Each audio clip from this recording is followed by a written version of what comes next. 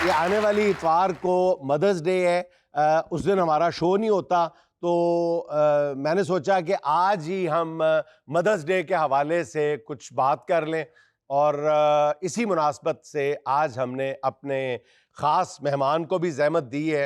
हमारी आज की मेहमान ख़ास जो अपने 4 सगे बच्चों के अलावा 250 से ज़्यादा बेसहारा बच्चों की असल माँ बन के उनकी परवरिश का फरीज़ा सर अंजाम दे रही हैं और कमाल अंदाज में सर अंजाम दे रही हैं अलमारा फाउंडेशन की रूह रवां मोहतरमा सोफिया वड़ाइट सर।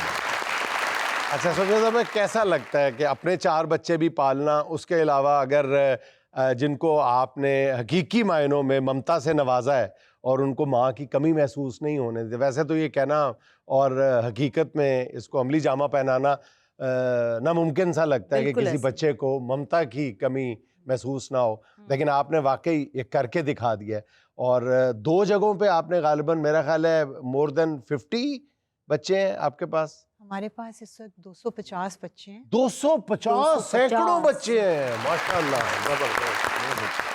और बहुत ब्लेस्ड फील होता है और हर सांस के साथ अल्लाह ताला का शुक्र अदा करती हूँ कि अल्लाह ताला ने मुझे इस काबिल बनाया कि अपने 4 बच्चों के साथ साथ इन तमाम बच्चों की माँ कहला सकूँ। अल्लाह ताला आपको बेपनाह अजर से नवाजे जी। मेरा ख्याल है कि आप तो लाखों दिलों से दुआएं निकलती होंगी आपके लिए।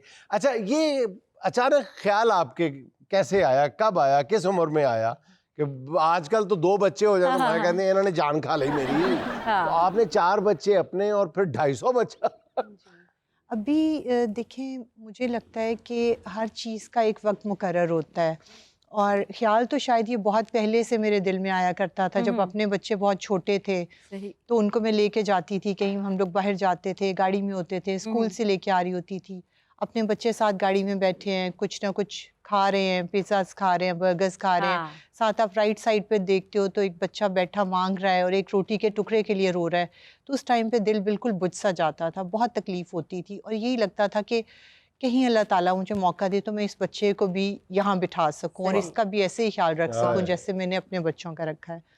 तो ये ख्याल हमेशा से आहिस्ता आहिस्ता दिल में आता रहा, लेकिन फिर अल्लाह ताला ने कोई 3 साल पहले ऐसे असबाब पैदा कर दिए कि हमें ये ख्याल आया कि हम अपने ही घर के बिल्कुल करीब, हमने बैक साइड पे कैवलरी में हमारा घर है, तो उसके बैक साइड पे हमने एक घर लिया रेंट पे और एक कैनाल का, और वहाँ पे इनिशियली हम 5 बच्चों को लेके आए। अच्छा। और उन बच्चों से हमने ये सफ़र का आगाज़ किया और उसके बाद फिर बच्चे अल्हम्दुलिल्लाह आते गए और मैं उनकी वालिदा कहलाती गई और मेरे हस्बैंड जो हैं वो उनके वालिद कहलाते गए। तो क्या किस नाम से बुलाते हैं सब बच्चे आपको? मामा कहते हैं मुझे, और कहते नहीं है, सिर्फ समझते भी हैं। और उनका जो प्यार है मेरे लिए और जो मेरी फीलिंग्स है उनके लिए, मैं जब भी बच्चों से मिलती हूँ तो वो इस तरह से आके मुझे हग करते हैं और आके अपनी सारी प्रॉब्लम्स मेरे साथ डिस्कस करते हैं। और मेड्स जो होती हैं, हमारे पास इस वक्त 12 घर हैं, 6 घर कैवलरी ग्राउंड में और 6 घर हमारे DHA में, और हर घर में तकरीबन 20 से 22 बच्चे होते हैं और वहाँ पे 4 मेड्स होती हैं, 3 मेड्स होती हैं और एक मदर मेड होती है। तो मेड्स खाना उन सब बच्चों का किसी एक जगह पे पकता है या हर घर में? हमारा बेसिकली जो मेन मील है ना, वो हमारा एक घर में बनता है जो हर घर में जाते हैं, लेकिन हर घर का ब्रेकफास्ट अलग होता है, हर घर का रोटी, सैलेड, रायता वो अलग से बनता है। और बस बच्चों की तालीम हमारा अपना स्कूल है फाउंडेशन का, वहाँ पे बच्चे जाते हैं रोज़ाना, और वहाँ पे ना सिर्फ ये बच्चे बल्कि वहाँ पे इर्द गिर्द के जो अच्छी फैमिलीज़ के बच्चे हैं वो भी वहाँ पे बहुत कम फीस में आते हैं तालीम हासिल करने, बिकॉज हम चाहते हैं कि इन बच्चों का इंटरेक्शन हो। वो सिर्फ उधर ही नहीं, एक दूसरे के साथ तो वो क्या सीखेंगे, बाहर की दुनिया के साथ इंटरेक्शन कराना बहुत ज़रूरी है। तो उन बच्चों के साथ पढ़ते हैं। इसके अलावा हम इन बच्चों को हर हफ्ते 10 दिन के बाद हम लोग कहीं ना कहीं प्लान करते हैं, कहीं घूमने जाते हैं, कहीं ना कहीं कुछ दिखाने के लिए, किसी रेस्टोरेंट में, शॉपिंग के लिए, ताकि इन बच्चों को कोई कमी फील ना हो। तो आप इन बच्चों को कैसे चूज करती हैं?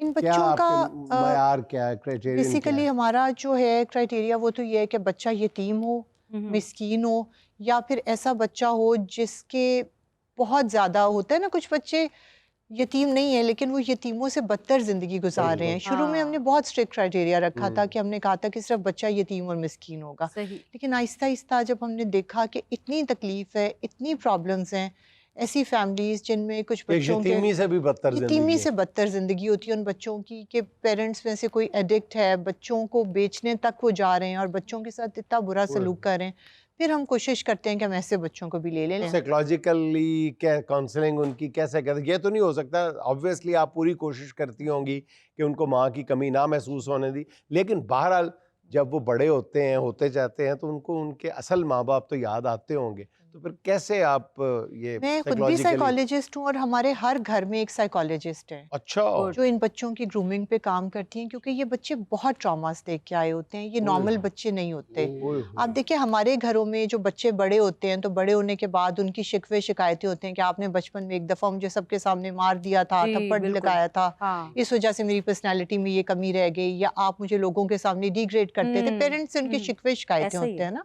लेकिन वो नॉर्मल घरों के बच्चे ये करते हैं फेस। और आप ये देखें, ये बच्चा जो 2 साल 3 साल की उम्र में दर दर की ठोकरें खा के आप तक पहुंचा है, बिल्कुल। मुआशरे के ऐसे तकलीफ-दे चेहरे उसने हाँ, देखे हैं, ऐसे भयानक लोग। रवैये देखे हैं, तो उस बच्चे की काउंसलिंग बहुत ज़रूरी है। उनका अच्छा क्या? सोफिया जी, आपके पास छोटे-छोटे बच्चे होते हैं, बच्चे सारे बच्चे होते हैं, मशीनें तो होती नहीं है, और बच्चे बहुत सारे ऐसे भी होते हैं जो आपकी नाक में दम कर देते हैं। आपका कोई ऐसा बच्चा जिसने आपकी नाक में दम कर दिया हो? मुझे उसका Obviously. वाकया सुनाए कोई। माँ को तंग करके रख दिया। हाँ। वो काफ़ी सारे बच्चे हैं शरारती हैं, और वो इतनी क्यूट शरारतें कर रहे होते हैं कि समटाइम्स तो आपको ना मतलब हंसी आ रही होती है, आप मुसलसल हंस रहे होते हैं। और अक्सर मुझे हाँ। स्टाफ कहता है कि मैम आप हंसती हैं तो फिर और ज़्यादा शरारतें करते हैं, ये तो आप हाँ, थोड़ा सा कुछ- आप डांटें। तो हंस के चली जाती है, हमें जी। बाद में संभालना पड़ता है। तो वो एक है हमारा बच्चा जो बहुत शरारती है, हाँ। और वो खड़ा भी होगा ना तो एकदम खड़े खड़े जंप्स लगाना शुरू कर देगा। हाँ। और वो अक्सर महबूब आते हैं ना जब, तो सब बच्चे कहते हैं पापा आ गए, मिलने जाते हो, कहते हैं अब्बा आ गया जे। अब्बा आ गया जी। हार्डली 3 साल का है वो बच्चा, और वो बहुत क्यूट हरकतें अच्छा। करता है और बहुत ज्यादा शरारतें बच्चे तो उसकी। बच्चे ही होते हैं। हाँ। शजर जब बच्चा था तो माशाल्लाह हुन तो थोड़ा जिहा पतला हो गया, पहले बहुत मोटा सी। अच्छा छोटी मोटी गेम नहीं सी हुंदी, अच्छा, फ्रिज चुक के बाहर ले गया। फिर बाहर नहीं ले गए, बाहर जाके बेच देती। अच्छा नाल बच्चा भी ਸੀ ਨਾਲ ਚੋਰ ਵੀ ਸੀ। ਸਰ ਤੁਹਾਨੂੰ ਪਤਾ ਨਾ ਅਕਸਰ ਬੱਚਿਆਂ ਦੇ ਗਲੇ 'ਚ ਕਮੀਜ਼ ਫਸ ਜਾਂਦੀ ਹੁੰਦੀ ਸੀ, ਹਾਂ। ਇਹਨਾਂ ਦੇ ਬੁੱਲਾਂ 'ਚ ਫਸਦੀ ਹੁੰਦੀ ਸੀ। जब से आपने ये काम शुरू किया है, कार खैर कर रखा है आपने, उस वक्त से लेकर आज तक कोई ऐसा बच्चा, कोई ऐसा वाकया जो आपकी ज़िंदगी में एनग्रेव हो गया हो, पेवस्त हो गया हो आपके दिमाग में, भूल ना पा रही हो आप? हर बच्चा जब आता है ना एक नई कहानी के साथ, और डेफिनेटली एक पेन होती है बहुत ज़्यादा, लेकिन जो पहला बच्चा जिसे हम लेके आए थे सरगोदा से, उस बच्चे ने मुझे रुला दिया था बहुत ज़्यादा। और मैं आज तक वो बच्चा मेरे दिल के इतने करीब है, और वो इतना लाडला बच्चा है कि वो अभी भी अक्सर मेरे घर पे ही नज़र आता है। वो उधर अच्छा। कम होता है, मेरे घर पे ज़्यादा होता है, वो इसको अपना घर ज़्यादा समझता है। वो उस वक्त 10 माह का था तकरीबन, जब मुझे बताया, मेरी नंद होती है सरगोदा, उन्होंने मुझे बताया कि यहाँ पे एक बच्चा है, मतलब 2 बच्चे हैं, 2 भाई हैं वो छोटे, उनकी मदर की डेथ हो गई थी। वो बेसिकली उनके घर पे मेड हुआ करती थी, तो कैंसर से डेथ हो गई उनकी। तो छोटा बच्चा 10 माह का था। हम लोग गए तो उस टाइम पे शदीद गर्मी थी, और वो बच्चा अकेला कमरे में, मट्टी के कमरे में बैठा हुआ था ज़मीन के ऊपर। ईद का तीसरा दिन था, दूसरा या तीसरा, और उसका वालिद उसमें भी बेचारा कुछ कमाने गया हुआ था, मेहनत मजदूरी करने। ओह। हालांकि वो भी बहुत बीमार था, ओए हो। और वो जब उसकी थोड़ी सी तबीयत ठीक होती थी तो कुछ कमा लेता था। और वो बच्चा ज़मीन पे बैठा हुआ था, और मट्टी के फ्लोर पे बैठा हुआ था, और हाथ में उसके एक पुराना रोटी का टुकड़ा था, और वो उसको खाने की कोशिश कर रहा था ज़मीन पे लगा के। ओए हो। तो वो कुछ चीज़ें आपके जहन में नक्श हो जाती हैं ना, वो सीन मेरे जहन में हमेशा के लिए नक्श हो गया। जब मैंने जाकर उस बच्चे को उठाया तो वो तप रहा था बुखार ओए की शिद्दत से, और जब मैंने उसे करीब से देखा तो उसके बहुत सारे सर के ऊपर, बॉडी पे शदीद दाने बने हुए थे, इन्फेक्शन वाले। और यार मैंने जैसे उसे पकड़ा तो मेरे गले लग गया ना, और बिल्कुल जैसे ना यहाँ पे आके गले लग के मेल्ट हो गया, और भूख की वजह से उसे गर्दन भी नहीं उठाई जा रही थी, और बुखार की शिद्दत थी। और वहाँ पे मैं रुक गई, तो मैं मतलब मुझे उस वक्त तो बिल्कुल समझ ही नहीं आया कि मैं कहाँ हूँ और मेरे इर्द गिर्द क्या हो रहा है। समटाइम्स लगता है ना कि दुनिया फ्रीज हो गई आपके इर्द गिर्द। खैर मैं उसको लेके आई, उस महबूब ने जब देखा, मेरे हस्बैंड ने, तो वो परेशान हो गए। उन्होंने कहा कि देखो अभी बिल्कुल स्टार्ट है, और अगर ये बच्चा लाहौर तक नहीं पहुंच पाएगा, जो इसकी कंडीशन है, ये लाहौर तक नहीं ट्रैवल कर पाएगा, तो अभी नया नया सिलसिला स्टार्ट किया, खुदा ना खास्ता शुरू में कोई ऐसा इशू बन गया तो सोशल मीडिया का टाइम है, मेरी नौकरी भी है, तो ये बहुत हमारे लिए मसाइल हो जाएंगे। बिल्कुल। तो वहाँ पे मुझे लगा कि मैं हमेशा वैसे महबूब की हर बात मान जाती हूँ जो भी वो कहते हैं। अच्छा, ये जो सोफिया साहब बार बार महबूब महबूब कह रही हैं, मैं वजाहत कर दूं कि इनके शौहर का नाम महबूब है जो पुलिस के आला ऑफिसर है। तो वो फिर मैंने उनसे कहा, मैंने कहा देखिए आज अगर इस बच्चे को मैंने यहाँ छोड़ दिया ना तो मैं कभी भी इस गिल्ट से बाहर नहीं निकल सकूंगी, और वहाँ जाके तो शायद ये बच्चा सरवाइव कर जाए, लेकिन यहाँ रहा तो ये बच्चा नहीं सरवाइव कर पाएगा। फिर उनको कन्विंस किया, फिर उस बच्चे को मैं अपने घर ले आई लाहौर। फिर मैंने रास्ते में अपनी बेटी को मानूर को फ़ोन किया, मैंने कहा इस तरह से हम लेके आ रहे हैं अदनान को। तो उसने कहा कि आप फिक्र नहीं करें, मैं उसका ख्याल रखूँगी। फिर उसने तकरीबन 3 हफ्ते उस बच्चे को अपने पास रखा, हमारे घर में अपने डॉक्टर के पास लेके जाती थी, जिन Great. डॉक्टर से ने इनकी वैक्सीनेशन की थी, Great. चाइल्ड स्पेशलिस्ट जो थे डॉक्टर असलम। और उसके बाद जब वो बच्चा कम्प्लीटली हेल्दी हो गया, स्माइल करना शुरू हो गया, उसकी आंखों में लाइफ आ गई, तो फिर उसने कहा कि अब इसको हम वहाँ पे अपना घर में शिफ्ट कर देते। इस हमारा audit कर तंजीम या इसका नाम आपने अलमारा फाउंडेशन रखा, इसकी वजह तस्मिया? ये कुरान पाक के हरूफ मुकत्तियात हैं, अलिफ लाम मीम रा, इनको इकट्ठा करके अलमरा इसका अलमरा। नाम। सुहाना का सवाल मेहमान से, अगर कोई बच्चा शरारत में नुकसान कर दे तो क्या करेंगी? ऑप्शन नंबर 1, उसे मुर्गा बनाकर आइंदा ऐसी हरकत ना करने का सबक देंगी। ऑप्शन नंबर 2, लॉन की घास काटने की सजा देंगी। ऑप्शन नंबर 3, प्यार से समझाएंगे। ऑप्शन नंबर 4, नौकरी लगने के बाद पहली तनख्वाह जमा कराने का कहेंगी। Option number 3। यहाँ मैं एक छोटा सा किस्सा आपको बताना चाहती हूँ। ये 2 साल पहले की बात है तकरीबन, शुरू में।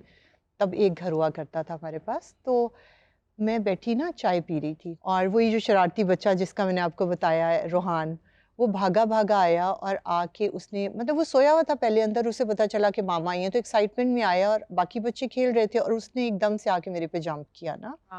तो मेरे हाथ में गर्म चाय का मग था और वो पूरी चाय मेरे ऊपर गिर गई, और उस लम्हे लाइक मेरी आंखों में आंसू थे, और जैसे आपकी चीख भी निकल जाती है तकलीफ से। और मेड आई भागी, उसने कहा क्या किया है तुमने और क्यों किया है तुमने, जैसे वो एकदम से बोली ना। तो फौरन ही मुझे एक सेकंड को ये रियलाइज़ हुआ कि नहीं ये गलत है। मैंने जब वो तकलीफ़ की शिद्दत मेरी उस वक्त अपनी जगह थी, लेकिन मैंने उससे मेड से कहा कि नहीं ऐसे नहीं बोलो, उसने जानबूझ के नहीं किया।